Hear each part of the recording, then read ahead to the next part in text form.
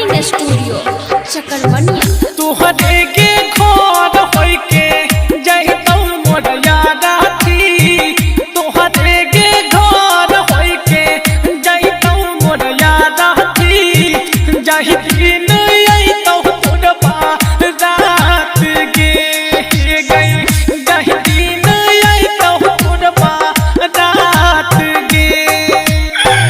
तुहरे के घर होई के जहितौ मोर यादा थी, जहि दिन अइतौ तोरबा रात गे गई, कर देलही जिंदगी बादा बाद गे। म्यूजिक बाय पम पम राज, म्यूजिक बाय पम पम राज, Singing by Karan Johar.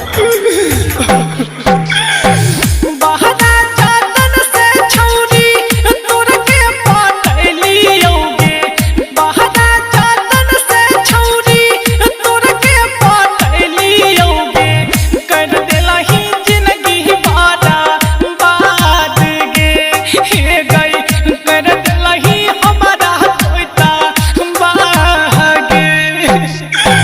तुहरे के खोर होई के जहितौ मोर यादा थी, जहि दिन अइतौ तोरबा रात गे गई, जहि दिन अइतौ तोरबा रात गे। म्यूजिक बाय पम पम राज, म्यूजिक बाय पम पम राज, संगम रिकॉर्डिंग स्टूडियो चकरवनिया।